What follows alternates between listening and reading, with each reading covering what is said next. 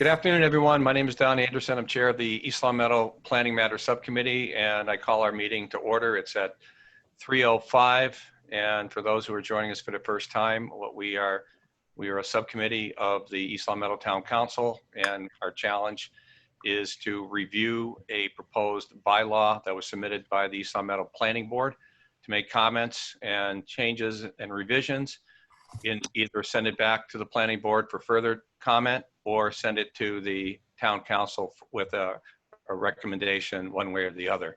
So I'm going to call the meeting to order. I see we have a full quorum, and first matter on the agenda is the minutes from our last meeting. Has everyone been able to review it? I'm just going to go pull it up on my screen. And June 23rd meeting, which was a Zoom meeting as well. Any comments from anyone? None? All right, if I hear no comments, do I have a motion to approve those minutes? I move we approve the June 23rd minutes. Motion is made. Is the motion seconded? Second. Motion is made and seconded. I will call a vote, and remember, as this is a Zoom meeting, all votes have to be by roll call. So I'll start based on people I see on my screen. So Sid, your vote. Well, I wasn't here, so I am abstaining. Sid's abstaining. Connor? Yes. Yes. Meryl? Yes. Ralph? Yes. And myself, yes. Let's do unfinished business from our last meeting.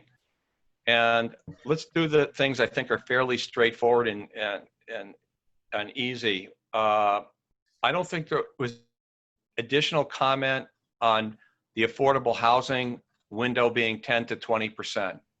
Any thoughts that people have since that last meeting? I did watch the meeting when I wasn't 30,000 feet in the air. Now, my understanding from the agreement was it's still standing at a maximum of 10%. No, the goal is to hit 10%, but what we didn't want, and this is where we're trying to come up with the language with Attorney Pill, is if this hypothetical meeting is, unfortunately, I'm also in business. Let me mute just for a second. I just kind of.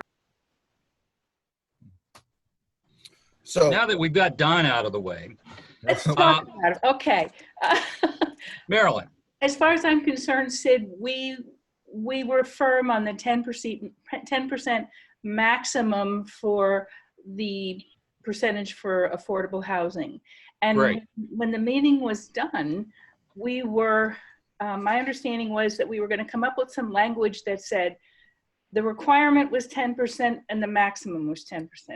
That's what I got from the meeting. So where's 20% coming from? Don.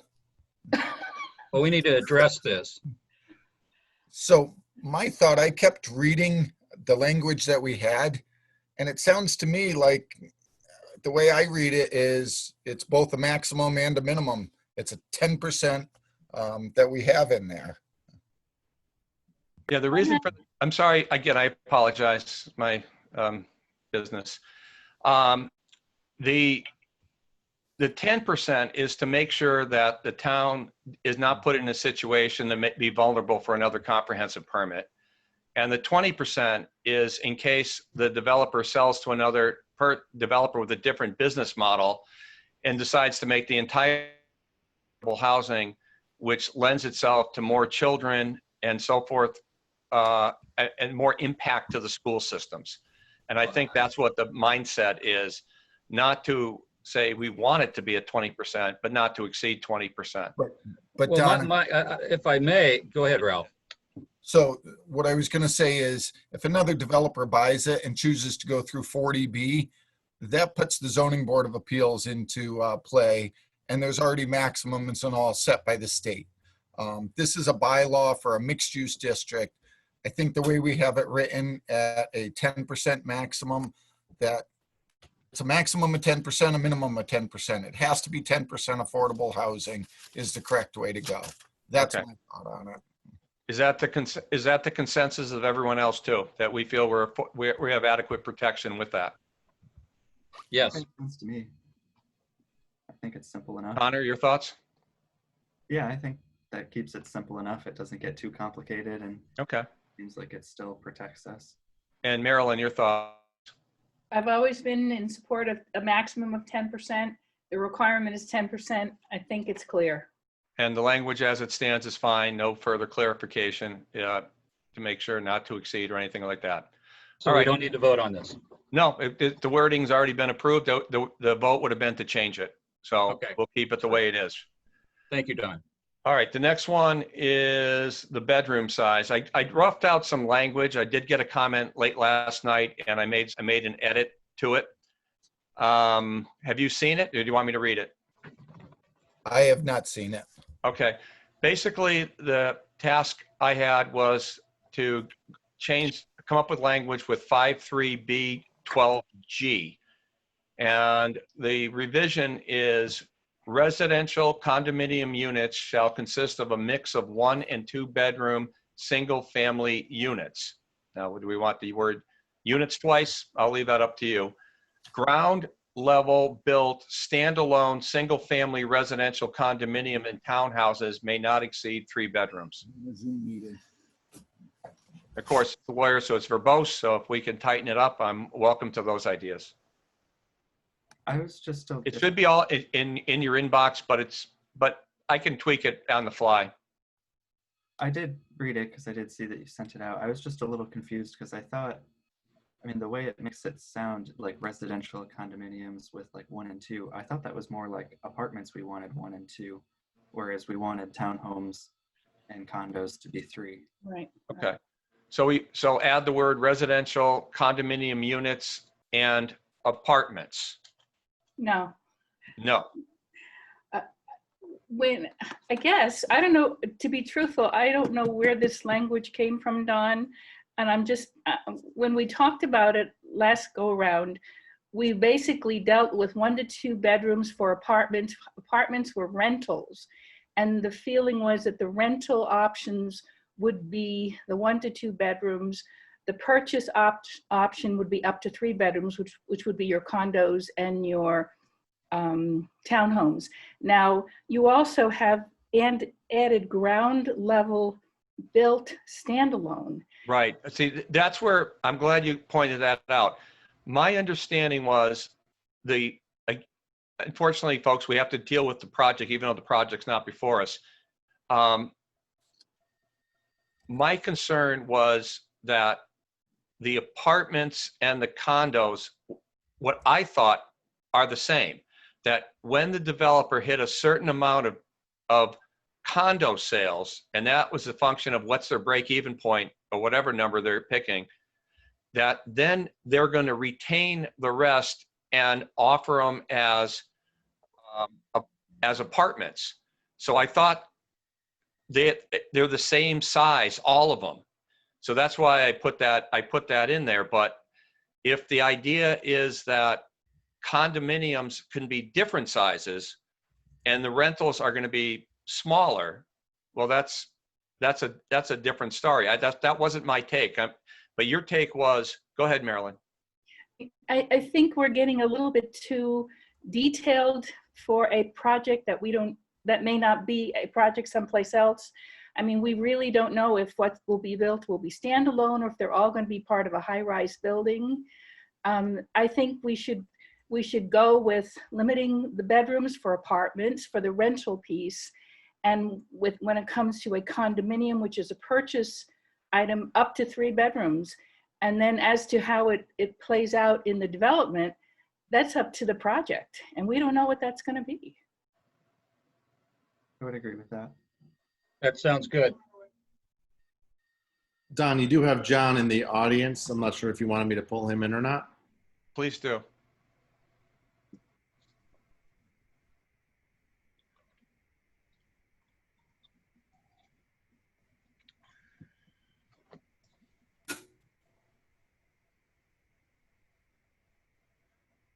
Hi, everybody. Hi. Hello. Welcome aboard. How are you? Hey, Dr. Cool J. Thank you. Shit, I can take them off. My understanding was that The concern was to limit the rentals to 1 and 2 bedrooms, and then any purchase for sale product would be up to 3. I thought that would be cleaner. On the language that you used, I would just take the single family language out of the first clause of the section. And if you want to do, call a townhouse single family attached, that's fine. But the thought was that really what Marilyn had just expressed, that a rental product would be 1 and 2 bedrooms, and that a for sale product could be up to 3 bedrooms. And they would be different size. Even a for sale 2-bedroom unit will be bigger than a for rent 2-bedroom unit. But I think if you wanted to have that limiting language, I think doing it by tenure would be appropriate. That 1 and 2 bedroom limit for a rental tenure, and up to 3 bedrooms for a for sale tenure. All right, a question. It's not uncommon for some investor to buy a condominium to have control. Hypothetically, let's say, the American Saw, MGM, doesn't matter. And then they rent it. So the language could be perceived that, can someone buy a condominium and then rent it? And because that could be part of your market with all the businesses you have around you. People may want executives living in proximity. And yeah, it's something we can't stop. You don't market that way. I know some people do. I have for sale builders that, have disclosed to us that that's part of their market to hit their quarterly quotas. That is not our market. We typically try and limit that to the extent that we can, but you can't stop it altogether. So, there absolutely could be somebody that purchases a condominium and then turns around and rents it for whatever reason. Not typically what we have done, and we have typically resisted very strongly, somebody trying to do it more than once. And that has been successful just because we're a private company and we can. We'll basically say to someone, if we won't sell them a second unit, we're like, sue us, go ahead, try. They realize they don't want to fight with us and they go away. It's not something we want to encourage, but not something we can stop entirely. Well, not to give people ideas, but they can also sell it through a straw unless the condominium bylaws have a percentage of a rental restriction on in the condominiums.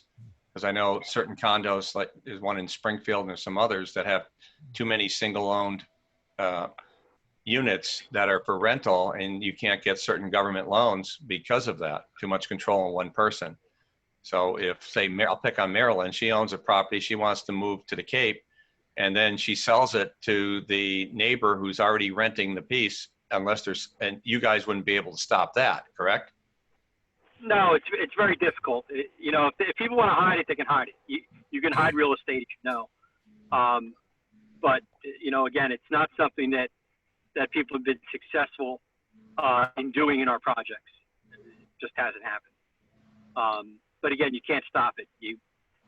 Just that example, someone buys it, they live in it for 5 years and decide, what, I want to move to the Cape, but I'm going to keep it because my daughter coming up is 17 and she might want to live there in 5 years. And, they hold on to it and rent it for the 5 years until the daughter moves in. We've seen all types of things like that. But again, it's not something we look to encourage. And I think the language you talked about with a rental tenure being 1 and 2 bedrooms for sale up to 3 would be entirely reasonable. And the units that are for sale, they'll be market rate and likely draw families, because who else would want a 3-bedroom house unless they have a couple, people want to be in there in the 3rd room office.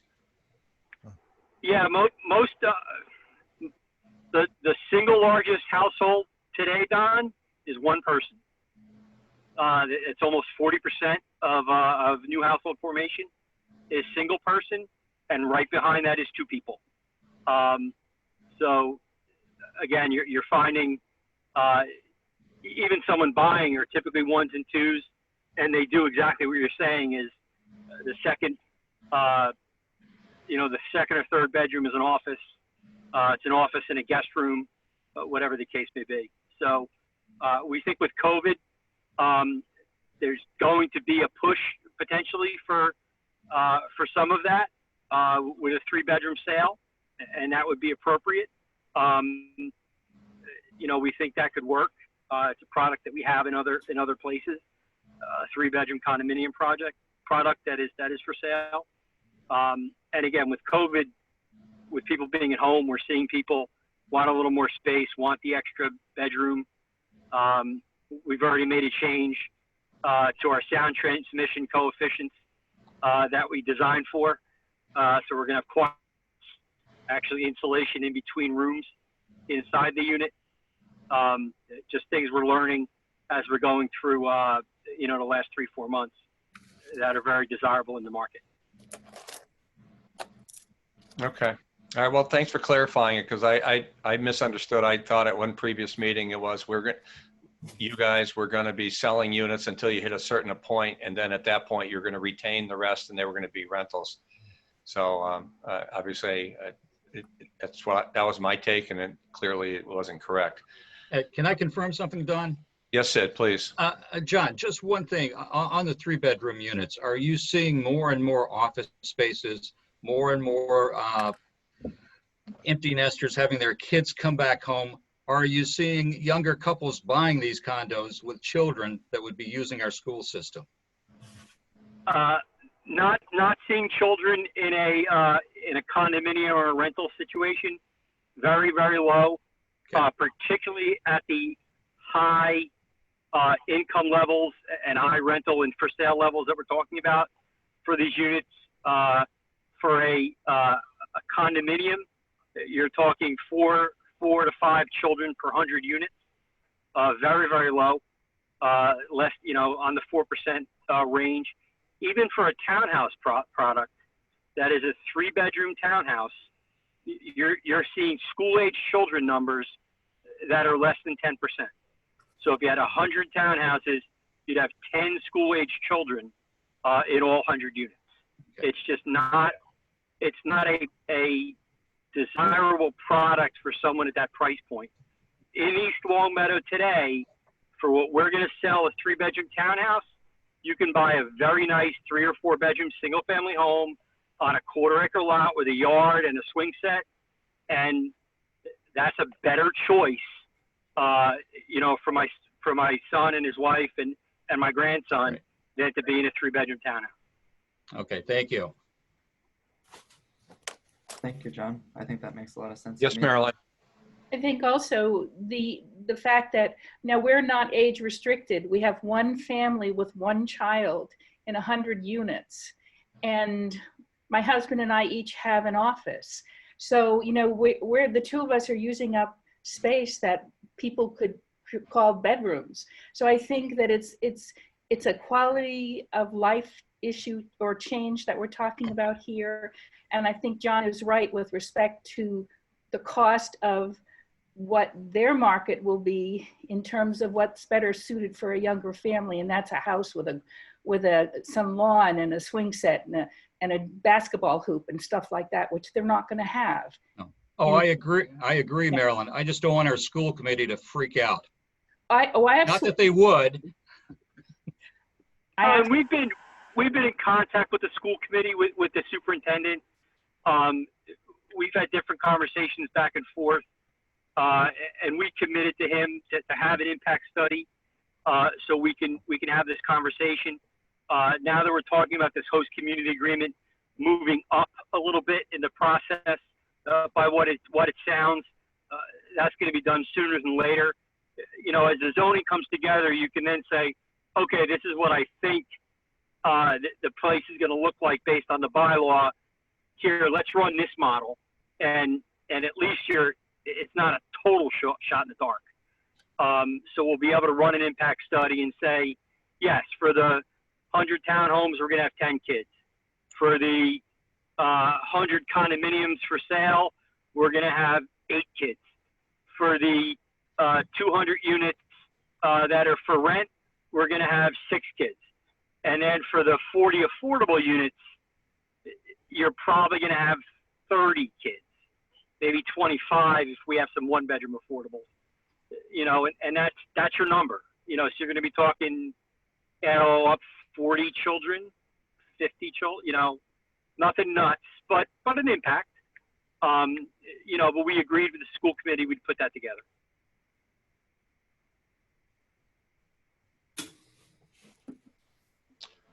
It's just reworking it, so I'm trying, we can firm up the language. Residential condo townhouses shall not exceed 3-bedroom. Rental units, residential, because rental units, residential rental units shall consist of a mix of 1-bedroom and 2-bedroom units. That sounds fair. Any other tweaks to that? I'll firm up the language and send it to you just for final clarification, but that covers the gist of it. Are we not mentioning apartments at all? Does I it call them matter? rentals. I mean, that's what we've been talking about for months and months, apartments, condos, Right. town. I mean, I can change the word. Asking, why are we suddenly calling them residential units? Or, I mean, I call them rental units. that's, But that was probably to also carry over if someone tries to rent one of the condominiums, but I can change it to apartments. well, I'm just throwing it out there. I think for clarification, most No, people are thinking. Mine was to also encompass that developer we talked about that purchased the unit and decided to rent it. I'll pick on MGM. MGM decides they want to pick up units and they find an interesting way to grab them and then they turn them into rentals. But it's okay. Apartments is what we've been using on the get-go. I'm okay. I was just trying to create a broader brush to also include the others to say, if you're renting, that's the maximum for rentals, but it's all right. I'll take, I understand your point and it makes good sense, Marilyn. Question also, can we possibly firm up this language right now? I Yeah. mean, we have. I have it right now and I can send it to you. Well, Because I'd love to wrap up everything today. well, that's where I'm my going goal. with this. Good. All right. Residential condominiums and townhouses shall not exceed 3 bedrooms. Are we dealing with duplexes as well? Doesn't matter. Okay. No. And rental, rent or just say apartment units shall consist of a mix of residential apartment units shall consist of a mix of 1-bedroom and 2-bedroom units. Why not just say residential apartments can contain a mix of 1 to 2 bedroom units or Shall. 1 to 2 bedrooms? Shall. I'm with you on that. Okay. Residential apartment units shall consist of a mix of 1-bedroom and 2-bedroom units. Yeah. Is that okay? It says what it's supposed to say. All Can right. you just read the whole thing one more time so I can make sure. All I right. Residential condominium and townhouses shall not exceed 3 bedrooms. Residential apartment units shall consist of a mix of 1-bedroom and 2-bedroom units. I'll just use the word, I'll simplify it. Residential apartments shall consist of a mix of 1-bedroom and 2-bedroom units. That way I won't have units in twice. Okay.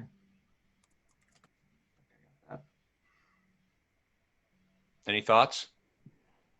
It's okay. It says what it's supposed to. Yeah, I think that makes sense. All right, good. And this is 5, Section 5.3. 53B12G. Right.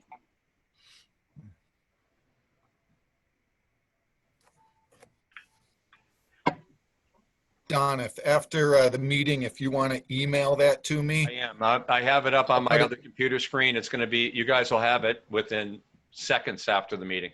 Thank you. okay, I'll put it into the document, and that way there, everything is self-contained within the whole document. Once we're all done with the language, then I can send it back out and just verify everything. Right. And the reason I put residential where the condominium is that there is such a thing called business condominiums. Yep. Okay, so that one is wrapped up. The contract zoning, I don't even think we need to discuss it. I had another meeting with, I'm sorry, Connor, you wanted to speak on that other issue? Oh, just should we vote on that language? I think it's a good idea. Yeah, fair point, even though, all right, I'll allow you to make the motion, Connor, because you've transcribed what I said, so it would be a little self-serving if I did it, but go ahead. Sure. So I move that we add to 5.3-B-12 a new point G that reads residential condominiums and townhouses shall not exceed 3 bedrooms, and residential apartments shall consist of a mix of 1 and 2 bedroom units. That motion is made. Is it seconded? Second, I'll give Marilyn that one. And any edits or comments or discussion? I hear none. I'll call a vote. Sid, Yes. Connor, Yes. Ralph, Yes, and Marilyn, yes. and myself, yes. All right, great.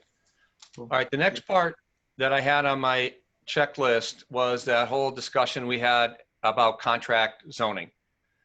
I had a really productive, short conversation with Attorney Pill.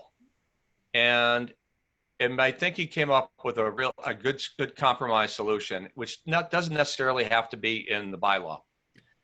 Is when the council approves the zone change, that you put an effective date on it. It could be a specific date, or it's effective when the town has entered into a host community agreement. So that allows the developer to have the confidence to know that the council has already approved it, and that the town has the confidence to know that it's not going to be approved and we're at a position of weakness in the host community agreement. And that can be done as just a part of the town's vote or the council's vote. What are your thoughts? so Don, would that be an option for the town council that they could put an effective date, or? It have to, but it's an option that on a case-by-case basis. I'm okay with having it as an option that's not in the bylaw, that the council could choose to do that when they're. Yeah, we don't even have to put that in there. It's just an option that, But I think it would actually be probably better interest for the town if you don't make it dependent on a date in the future, because if you do approve the zone change, now that's the only thing that they can do with the land. And so if the developer doesn't move forward with executing a host community agreement, it's really in their best interest to, because now they can't do the previous use of the land anymore because it's already changed. yeah, good point. That was one of the things I discussed with Attorney Pill is this is not an overlay district once it is rezoned, but again, we'll leave that up for the council to make that decision after public hearing and comment and so forth. Yes, Marilyn. Did Attorney Pill lead you to believe that when making a zone change, I mean, historically, our zone changes have been cut and dry, either they're yes or no. And so I'm trying to logistically and legally look at how we would be dealing with What this. is the council would approve the zone change, and the effective date of the zone change would be 90 days from now, 100, whatever, or specifically when the host community agreement is the date of the host community agreement execution. So in the event a host community agreement doesn't materialize, is there another legal action required to go back and rescind the zone change subject to, or does it just go away? It would, my opinion, it would go away because it is specifically conditioned on being effective after a certain event. Now, Don, with this, we would basically be giving only a certain period of time for this project, everything to get through. Sometimes, no offense to any town departments, but we know sometimes things take a little longer than they should. So by putting, are we talking about setting an exact date on when this would have to take place? Actually, Attorney Pill's exact language were the date that the host community agreement is executed. So this could drag on. Well, One would hope, hopefully both sides are, the purpose of the host community agreement is frankly to afford the town the protection of the impact of this, should this project go as well, if not better than anticipated. so through the I think chair, everyone's motivated to get to the table and get this wrapped up pretty quickly after all this, but at least the developer knows that it's been approved. I mean, I'll give you an example. I had a conversation today with Attorney Fitzgerald, and I was giving him some of my thoughts on the host community agreement. Again, we have to pick on the project in front of us. Hi, John. They changed the name from M&M to East Long Meadow Redevelopment. Well, that might, because that doesn't necessarily, we would need a host community agreement to be worth more than the paper it's printed on. And East Long Meadow Redevelopment may not have that much assets in and of itself. So we hypothetically, a future agreement, we might be requiring a bond or a backing of the parent company or something of that nature. So there's a lot behind the scenes, more than just merely signing a document. Right. so Yes, this Rob. would not be part of the bylaw. That's what I'm And saying, not part of the bylaw. Is the bylaw. So if the town council chooses to do it at a future date with a development, that's up. As far as the bylaw is concerned, it looks like it's pretty much good to go then. That's my take. Sounds good to me. Good. Any other, are we missing any points? Table of uses change, oh, Marilyn. Don, Mary chimed in. I wasn't sure if she wanted to say anything. She's I can't muted. hear her. Muted. I guess not. No, okay. She's still muted. Sorry, There you go. I'm talking even though I was muted. No, I was just listening to your discussion. I didn't have Okay. any comment. Thank you, though. No, thanks for joining us. We appreciate it. Thanks, Mary. All right, so the next move is to approve the final draft and then send it back to the planning board for a public hearing in their meeting. And then from there, we do a recommendation at once, and then send it to the council, correct? No. Ralph, what do you got? Well, the planning board has already sent this to the town council. It's up to the town council to make any amendments, adjustments, or anything. These are simply the planning matter subcommittee suggestions to the town council for amendments to the bylaw that was sent to us. This does not have to go back to the planning board. We are a subcommittee of the town council. We have to submit our recommendations to the town council. The town council wants to send it back to the planning board to get their opinion. That's up to them.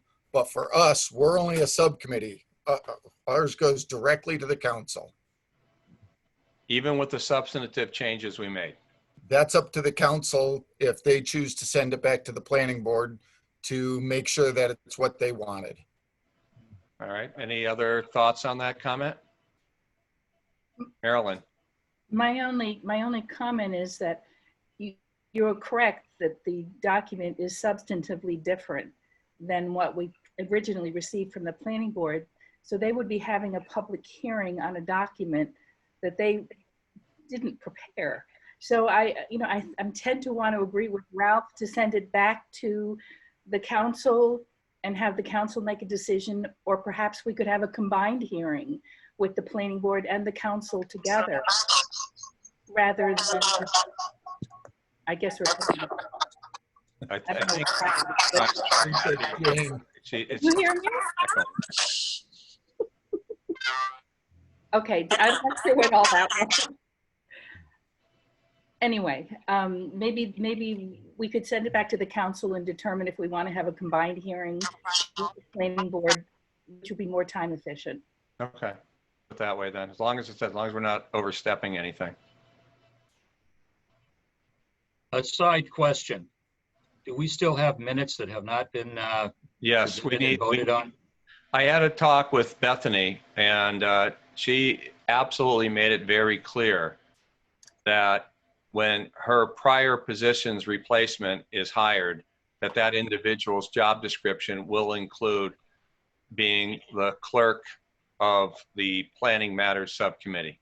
So we might have to gather for that. I mean, Connor's done yeoman's work on all that, but it's not fair. Send him the, we can look at the YouTube video. I could send him the minutes that I've saved verbally, but it's just not fair for him. It should be done within the way it was originally structured. Marilyn. Just question, while I think it's great that Bethany is in agreement to this, I'm not sure that's her decision. No, she went to the HR department. What about Mary? Mary's fine with it. And Mary, Oh, great. I didn't exclude her. Oh, well, I didn't hear that. No, that's because it was part of an email Okay. or something. I believe I comment on that. So you are holding 4 sets of minutes until this new person gets hired. And then this person's going to. I mean, like I said, Connor stepped in. He has a day job and so forth. It really shouldn't be him. He really helped out. I mean, what are other options? The original plan, Marilyn, was to have somebody in that program, citizens working off a little bit of tax money, but every individual we talked to had either not the qualifications or the interest in doing that. The person we had, Paul, from the past, he was a late grab into the program and he was not signed up for the 2020. Maybe he'll be back for next time and we could have him involved, but we just didn't have anyone in the available choices that wanted to do the job. Not for lack of trying, just wasn't any candidates. Well, if I might, I'm on the Charter Review Committee now, and we've all agreed we're each doing the minutes.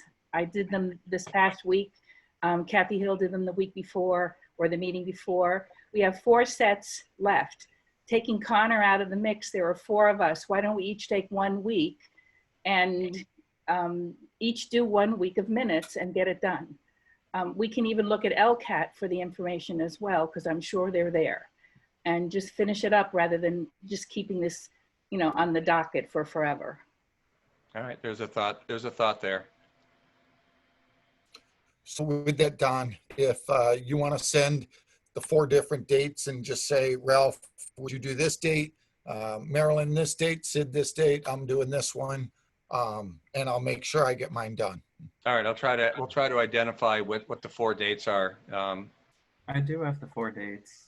If you could email them, Connor, if you could email it to the group, that'd be great. And then I'll try to look up and send content with it. And the only reason why I left Connor out was this is your 3rd set of minutes, right, Connor?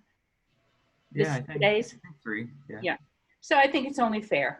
Okay. I appreciate that. Thank you. Anyway, so here we are. Anything left on the table of uses? Any changes to that? I don't think there was. I think so.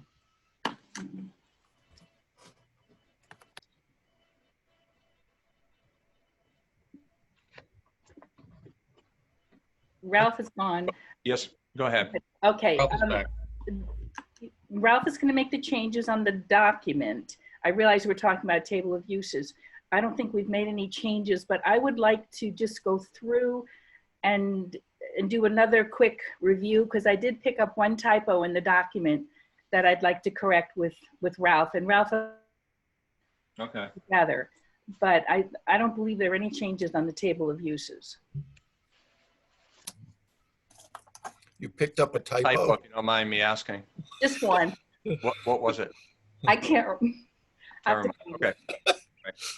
All right. So from a procedure point of view, can we vote on, right now or wait for the final draft?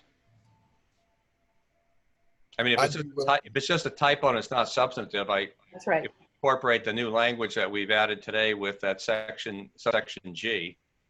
I think we're pretty much at the finish line. Do you agree? I think so. Are we sure? We've said this before.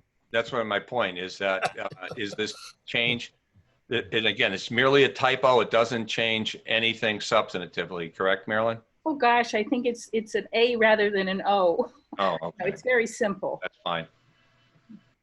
All right, then what I will do is entertain a motion to approve the bylaw for, get the exact wording on it so I don't screw it up. Mixed use village district, as well as the table of uses as amended today, for presenting to the East Long Meadow Town Council. And is that motion can be tweaked somehow? Let me know. I'll let one of you guys present that motion. Before, okay, we're actually sending 4 documents to the town council. Right. There's a memo that basically introduces the steps that we went through with respect to the process. There is the document that references the text. There's a table of uses, and there's also the changes to section 8 definitions that were created, definitions that were created in this document that need to be added to that. So there are actually 4 items that are moving forward.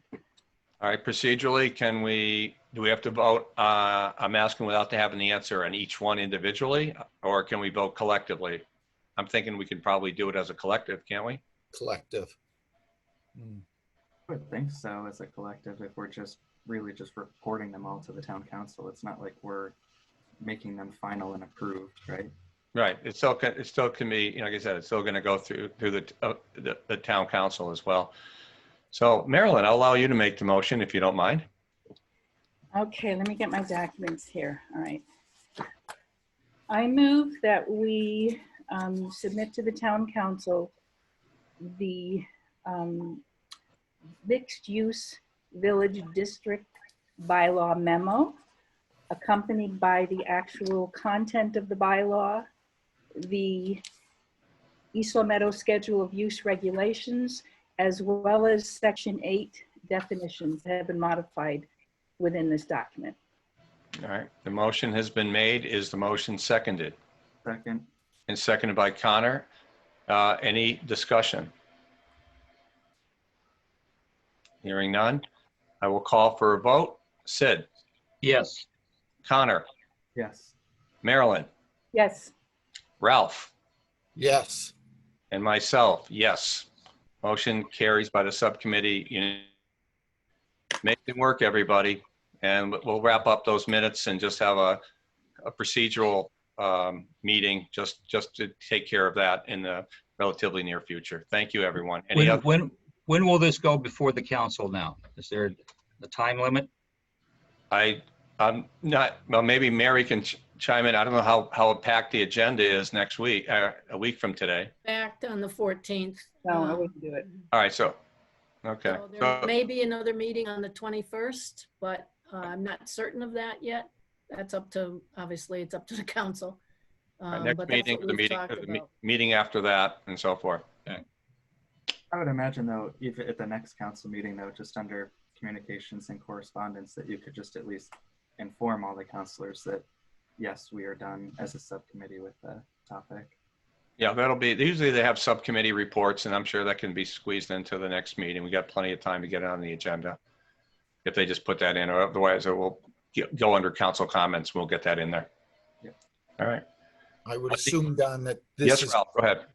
I would think that this has to be read in at one meeting, and then we're going to have to hold a public hearing, which will be at least 2 weeks later than that, because Right. it's got to be Yeah, advertised. the next, if we, all it's going to be is for informational purposes only at the next meeting, and just to let people know where we're at, but nothing obviously formal. formalized. Okay. Any other comments? I'll entertain a motion to adjourn. So move. So move. Connor made, Sid seconded. I'll take a vote. Sid? Connor? Yes. Marilyn? Yes. Ralph? Yes. And myself? Yes. Thank you, everybody. Yeah, thank you all. Thank you. Good job, guys. Thank you, everybody. I appreciate it. Thanks, John. Thank you, John. Thanks, John. Thanks, Sean.